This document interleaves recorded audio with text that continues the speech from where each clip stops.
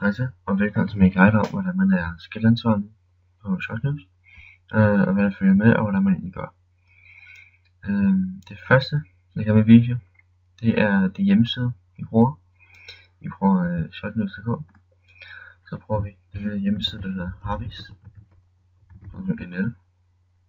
Og jeg kan undskyldes, hvis min computer larmer lidt en gang med. Og her vil vi kunne finde de nyeste skilte, der er oprettet. Ja.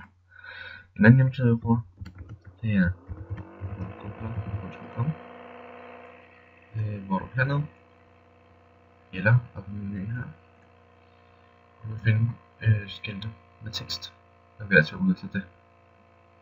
Og jeg skal nok komme tilbage til alt det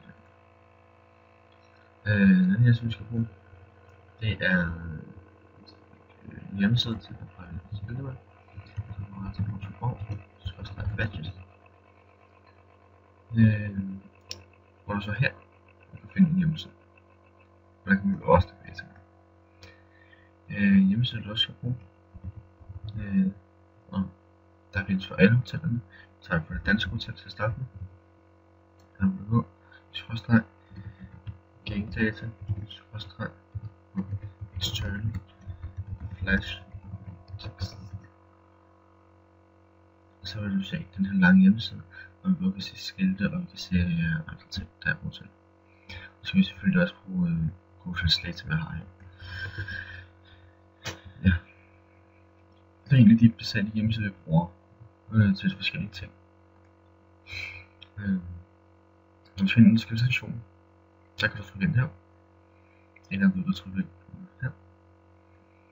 Og så kan du trykke ind her. Godt. Når du som skiltansvarlig skal tilføje den skilt, så skal vi selvfølgelig først kigge efter den. Og det kan vi gøre på den side. Og i nogle tilfælde også på den side. Men primært, så skal du kigge herinde, og se, der kommer nogle nye skilt. Lad os så sige, at det er et nyt skilt. Det er det selvfølgelig, men det er oprettet i forvejen. Så siger vi skal oprette det, den her UK90. Godt. Vi skal oprette et nyt skilt. Vi trykker tilføj skilt heroppe. Her så benytter den her menu, hvor du kan angive en overskrift, en mailadresse, du kan lave en eller vælge en kategori, du kan lave en beskrivelse og så nogle egenskaber hernede. Godt. Vi skal have en overskrift på skiltet. Det hedder så UK90. Det er det, der står på koden her, som skiltet hedder. Og UK90 hernede. Og skiltet skal oprettes. Det skal kun afsløring, fordi vi ikke kender skiltets tekst endnu. Vi ved kun, at det er oprettet. Vi skal bruge URL-adresse. URL-adresse, det finder på denne hjemmeside. Nu vil se en skiltet til FI1. Det står her. Hvis vi ændrer det til f.eks. UK90, som skiltet er, så er skiltet kommet frem her. Ændrer vi det til noget andet, f.eks. DK03, så vil dette skilt komme frem, fordi skiltet hedder det. Hvis skiltet ikke findes, så vil vi møde af f.eks. et eller andet platform. Hvis skiltet ikke findes, og så skal du så prøve indtil skiltet findes, hvis du skriver forkert, eller noget andet. Det er vigtigt at tage hensyn til store små bogstaver. UK90. Vi kopierer, og sætter ind med her. Nu vil skiltet komme frem, men det er klart til at blive oprettet, så vi kan tilføje skiltet. Du placerer skiltet med afsløring, så skiltet vil ligge herinde, som det også skal ligge her.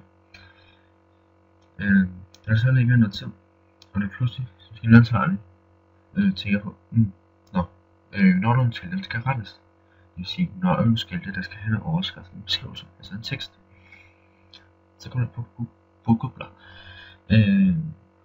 og ser, der er en masse tekst herinde, vi kan se. På forskellige sprog, og hvor efter nu er brugt til den. Vi skal bruge det her skilt.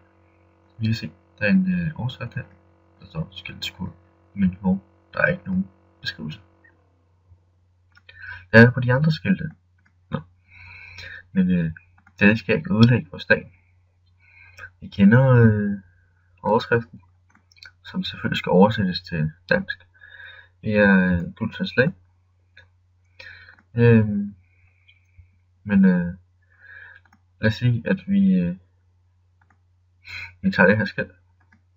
Så har du en menu her, hvor du kan trykke på ret og slet. Ret er den du skal bruge, og slet det er hvis du skal slette skilt selvfølgelig. Så hen på ret. Så vil du se det, hvordan du skriver det før. Den sidste der står. Så kan du så skrive videre på det og gemme ændringen. Hvis vi skal skrive en overskrift, vi skal bare vi ser det på overskrift. Der skal være den her bindestreg efter med mellemrum under, for at vi stadig kan klikke efter skiltskoder. Vi skal vælge en ny kategori, og da dette skilt hører under harbo.com, det er det engelske skilt under her. Hvis skiltet ikke hører til noget land, det vil sige, altså, ja, så skal det under events. Det vil sige alle de skilte, der ikke har noget land. Så. Men vi vælger harbo.com. I det her eksempel, når du skal rette et skilt, altså når du skal have beskrivelse på, så sletter du hernede. Men vi har jo ikke nogen beskrivelse. Så er det godt, at vi har den her hjemmeside. Et smart trick er, at det kan du gøre på alle hjemmesider, du kan trykke Ctrl F. Du vil heroppe blive mødt af et søgefelt, hvor du kan søge, og så finde tingene hurtigere.